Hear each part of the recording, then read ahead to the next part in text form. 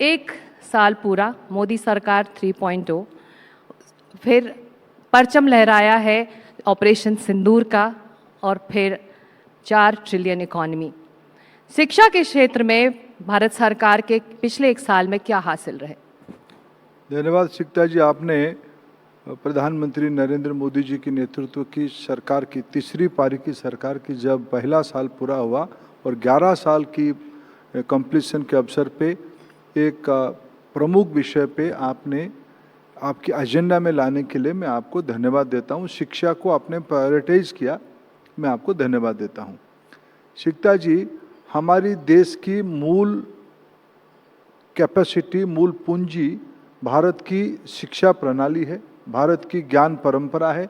भारत की नई पीढ़ी के अंदर जब जब भी युवा पीढ़ी रहा है वो उसकी सबसे आकर्षण की केंद्र शिक्षा रहा है। राष्ट्रीय शिक्षा नीति 2020 लगभग 3 दशकों के बाद पहली बार भारतीयता के आधार पे एक दार्शनिक मसौदा, फिलोसॉफिकल डॉक्यूमेंट बनी, जिसमें भारत आने वाले सदियों में 21वीं सेंचुरी में अपना आवश्यकता को कैसे पूरा करे, प्राथमिकता किस पे रहेगी। न केवल भारत, विश्व की वंचित वर्गों की, सामान्य लोगों की भी अपेक्षाओं को कैसे हम ग्लोबल सिटीजन बना के पूरा कर पाए, इस प्रकार की दृष्टि, इस प्रकार की विजन प्रधानमंत्री जी ने राष्ट्रीय शिक्षा नीति 2020 में दिया है। भारत एक युवा समूह की देश है। भारत की विद्यार्थियों की संख्या 30 करोड़ है।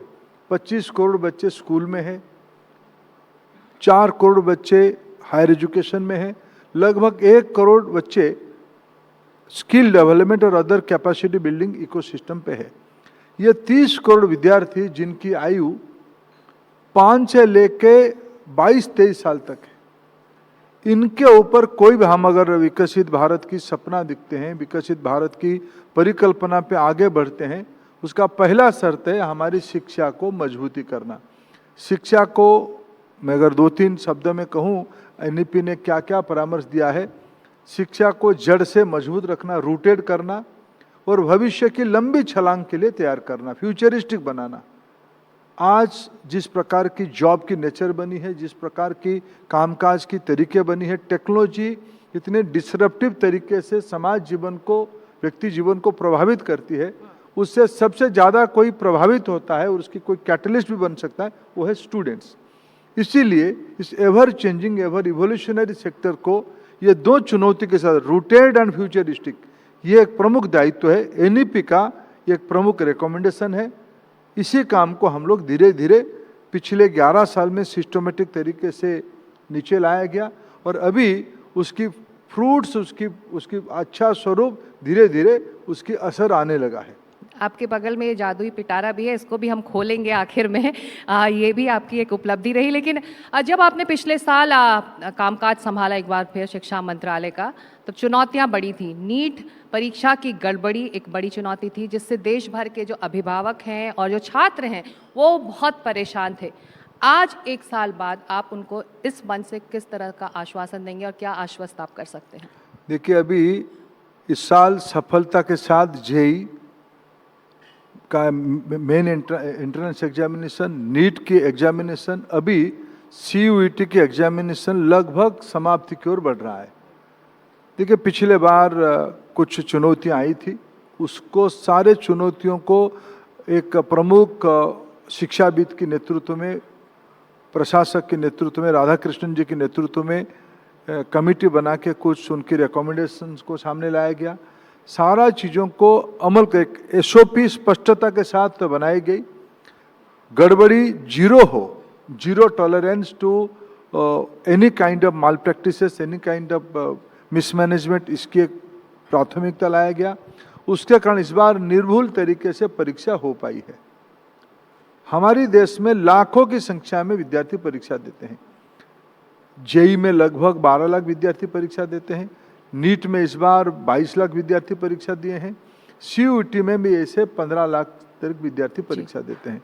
जब इतने बड़े देश में इतने सारे विद्यार्थी परीक्षा देते हैं, कभी कभी उसमें से कुछ चैलेंजेस आता है, लेकिन धीरे धीरे उस पुराने अनुभव को लेते हुए इस बार तो हमने सबके सहयोग से, विशेष करके इस बार मैं सभी प्रदेश सरकारों को धन्यवाद दूंगा, सभी हमारे डिस्ट्रिक्ट मजिस्ट्रेट और एसपी और कई सारे अन्य अधिकारी मिलके इस बार की नीट एग्जामिनेशन को एकदम सिमलेसली उसको समाप्त किया है। जब देश तय करता है हमको व्यवस्था को ठीक करना है, हमने इस बार उसको करके दिखाया। वैसा एनटीए की भूमिका को लेकर भी, विश्वसनीयता को लेकर भी तमाम सवाल तब उठे थे। इस वक्त किस तरह का भूल सुधार नेशनल टेस्टिंग एजेंसी ने किया है? जो एनटीए की परिकल्पना सुप्रीम कोर्ट ने जब दिया, और एक दुविधा सदैव रहती है कि एक परमानेंट इंस्टीट्यूशन बनाना है या एक परमानेंट पॉलिसी के माध्यम से एक बदलते हुए व्यक्तियों के माध्यम से उसको परीक्षा कराना। अगर हम एक इंस्टीट्यूशन में ज़्यादा लोग स्थायी रखेंगे, साथ गड़बड़ियों की, रेलवे रिक्रूटमेंट बोर्ड को आखिर क्यों बदलना पड़ा था? कोई व्यक्ति निरंतर एक जगह पे बैठ के परीक्षा करवाएगा तो माल प्रैक्टिसेस की संभावनाएं बढ़ जाती है।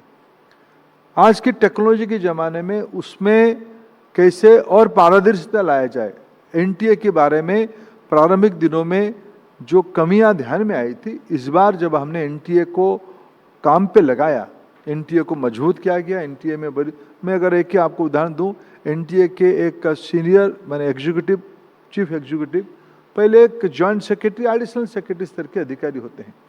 इस बार इनको हमने एक सेक्रेटरी स्तर की व्यक्ति को, खरोला जी एक अच्छे प्रशासक है, उनको हमने दायित्व दिया है।